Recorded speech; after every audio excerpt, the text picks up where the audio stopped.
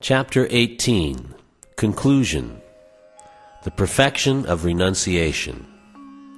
Arjuna said, O mighty armed one, I wish to understand the purpose of renunciation, tyag, and of the renounced order of life, sannyas, O killer of the Keshi demon, master of the senses. The Supreme Personality of Godhead said, The giving up of activities that are based on material desire is what great learned men call the renounced order of life, sannyas, and giving up the results of all activities is what the wise call renunciation, tyag.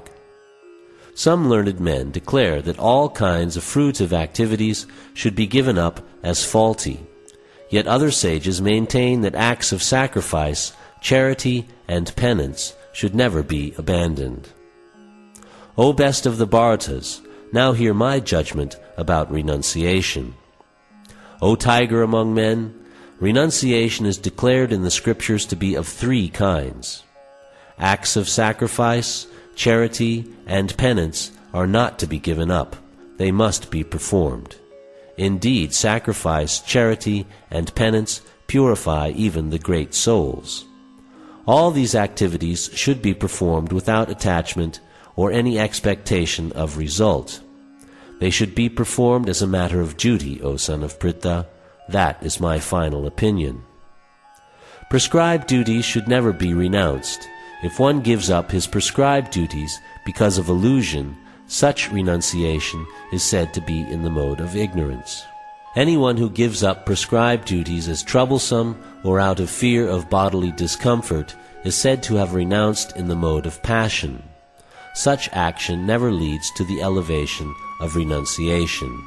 O Arjuna, when one performs his prescribed duty only because it ought to be done, and renounces all material association and all attachment to the fruit, his renunciation is said to be in the mode of goodness.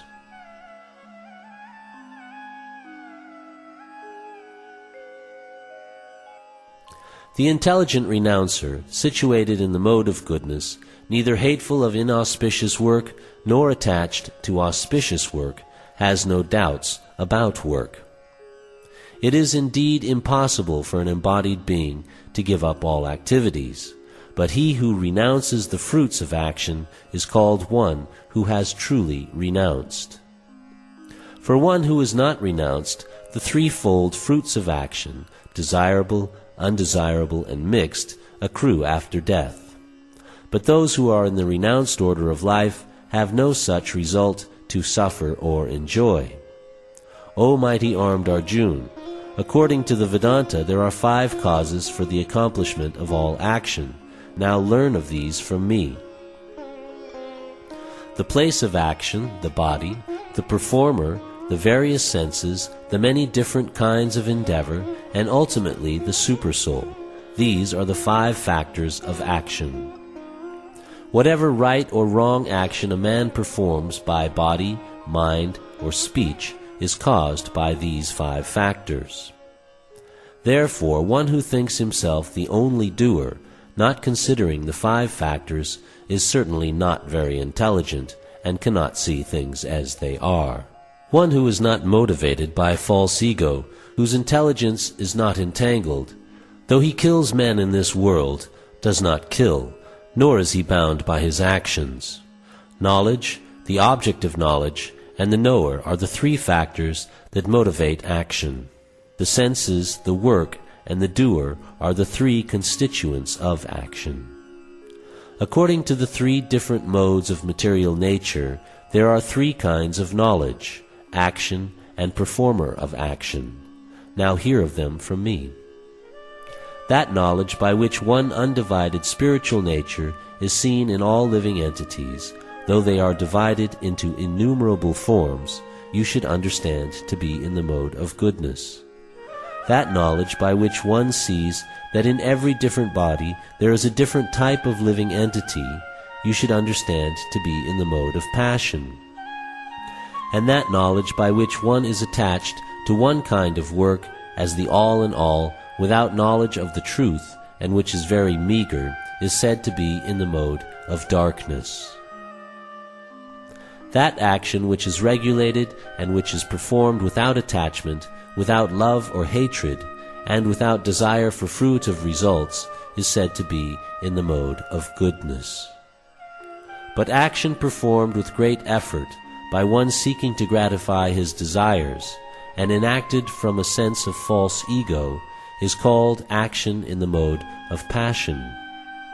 That action performed in illusion, in disregard of scriptural injunctions, and without concern for future bondage, or for violence or distress caused to others, is said to be in the mode of ignorance. One who performs his duty without association with the modes of material nature, without false ego, with great determination and enthusiasm, and without wavering in success or failure, is said to be a worker in the mode of goodness. The worker who is attached to work and the fruits of work, desiring to enjoy those fruits, and who is greedy, always envious, impure, and moved by joy and sorrow, is said to be in the mode of passion. The worker who is always engaged in work against the injunctions of the Scripture, who is materialistic, obstinate, cheating, and expert in insulting others, and who is lazy, always morose and procrastinating, is said to be a worker in the mode of ignorance. O winner of wealth, now please listen as I tell you in detail of the different kinds of understanding and determination according to the three modes of material nature. O son of Pritha, that understanding by which one knows what ought to be done and what ought not to be done, what is to be feared and what is not to be feared, what is binding and what is liberating, is in the mode of goodness. O son of Pritha, that understanding which cannot distinguish between religion and irreligion, between action that should be done and action that should not be done, is in the mode of passion. That understanding which considers irreligion to be religion and religion to be irreligion under the spell of illusion and darkness, and strives always in the wrong direction, O Partha, is in the mode of ignorance. O son of Pritha, that determination which is unbreakable, which is sustained with steadfastness by yoga practice, and which thus controls the activities of the mind, life and senses, is determination in the mode of goodness. But that determination by which one holds fast to fruit of results in religion, economic development, and sense gratification is of the nature of passion, O Arjuna. And that determination which cannot go beyond dreaming, fearfulness, lamentation, moroseness, and illusion, such unintelligent determination, O son of Pritha, is in the mode of darkness. O best of the Bharatas, now please hear from me about the three kinds of happiness by which the conditioned soul enjoys, and by which he sometimes comes to the end of all distress.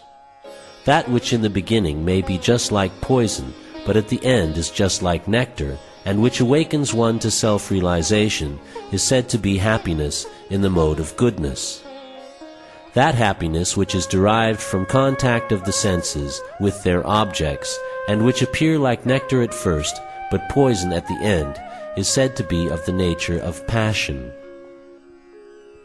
And that happiness which is blind to self-realization, which is delusion from beginning to end, and which arises from sleep, laziness, and illusion, is said to be of the nature of ignorance. There is no being existing, either here or among the demigods in the higher planetary systems, which is freed from these modes born of material nature. Brahmanas, Kshatriyas, Vaishyas, and Shudras are distinguished by the qualities born of their own natures in accordance with the material modes, O chastiser of the enemy. Peacefulness, self-control, austerity, purity, tolerance, honesty, knowledge, wisdom, and religiousness, these are the natural qualities by which the Brahmanas work. Heroism, power, determination, resourcefulness, courage in battle, generosity, and leadership are the natural qualities of work for the Kshatriyas. Farming, cow protection, and business are the natural work for the Vaishyas, and for the Shudras, there is labor and service to others. By following his qualities of work, every man can become perfect. Now please hear from me how this can be done. By worship of the Lord, who is the source of all beings, and who is all-pervading, a man can attain perfection through performing his own work. It is better to engage in one's own occupation, even though one may perform it imperfectly, than to accept another's occupation and perform it perfectly. Duties prescribed according to one's nature are never affected by sinful reactions.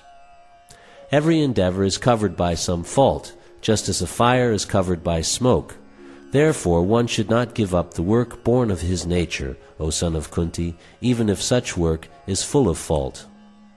One who is self-controlled and unattached, and who disregards all material enjoyments, can obtain by practice of renunciation the highest perfect stage of freedom from reaction. O son of Kunti, learn from me how one who has achieved this perfection can attain to the supreme perfectional stage, Brahman, the stage of highest knowledge, by acting in the way I shall now summarize. Being purified by his intelligence and controlling the mind with determination, giving up the objects of sense gratification, being freed from attachment and hatred, one who lives in a secluded place, who eats little, who controls his body, mind, and power of speech, who is always in trance, and who is detached, free from false ego, false strength, false pride, lust, anger, and acceptance of material things, free from false proprietorship, and peaceful, such a person is certainly elevated to the position of self-realization. One who is thus transcendentally situated at once realizes the Supreme Brahman and becomes fully joyful. He never laments or desires to have anything. He is equally disposed toward every living entity. In that state he attains pure devotional service unto me. One can understand me as I am, as the Supreme Personality of Godhead, only by devotional service. And when one is in full consciousness of me by such devotion, he can enter into the kingdom of God. Though engaged in all kinds of activities, my pure devotee, under my protection, reaches the eternal imperishable abode by my grace. In all activities just depend upon me, and work always under my protection. In such devotional service, be fully conscious of me. If you become conscious of me, you will pass over all the obstacles of conditioned life by my grace. If, however, you do not work in such consciousness, but act through false ego, not hearing me, you will be lost. If you do not act according to my direction, and do not fight, then you will be falsely directed. By your nature you will have to be engaged in warfare. Under illusion you are now declining to act according to my direction, but compelled by the work born of your own nature, you will act all the same, O son of Kunti. The Supreme Lord is situated in everyone's heart, O Arjun, and is directing the wandering of all living entities who are seated as on a machine made of the material energy. O Scion of Bharata, surrender unto him utterly. By his grace you will attain transcendental peace and the supreme eternal abode. Thus I have explained to you knowledge still more confidential. Deliberate on this fully, and then do what you wish to do. Because you are my very dear friend, I am speaking to you my supreme instruction, the most confidential knowledge of all. Hear this from me, for it is for your benefit. Always think of me, become my devotee, worship me, and offer your homage unto me. Thus you will come to me without fail. I promise you this because you are my very dear friend. Abandon all varieties of religion, and just surrender unto me. I shall deliver you from all sinful reactions. Do not fear. This confidential knowledge may never be explained to those who are not austere or devoted or engaged in devotional service, nor to one who is envious of me. For one who explains this supreme secret to the devotees, pure devotional service is guaranteed, and at the end he will come back to me. There is no servant in this world more dear to me than he, nor will there ever be one more dear. and I declare that he who studies this sacred conversation of ours worships me by his intelligence. And one who listens with faith and without envy becomes free from sinful reactions and attains to the auspicious planets where the pious dwell. O son of Pritha, O conqueror of wealth, have you heard this with an attentive mind, and are your ignorance and illusions now dispelled? Arjuna said, My dear Krishna, O infallible one, my illusion is now gone. I have regained my memory by your mercy. I am now firm and free from doubt, and am prepared to act according to your instructions. Sanjaya said, Thus I have heard the conversation of two great souls, Krishna and Arjuna, and so wonderful is that message that my hair is standing on end. By the mercy of Vyasa, I have heard these most confidential talks directly from the master of all mysticism, Krishna, who is speaking personally to Arjuna. O King, as I repeatedly recall this wondrous and holy dialogue between Krishna and Arjuna, I take pleasure, being thrilled at every moment. O King, as I remember the wonderful form of Lord Krishna, I am struck with wonder more and more, and I rejoice again and again.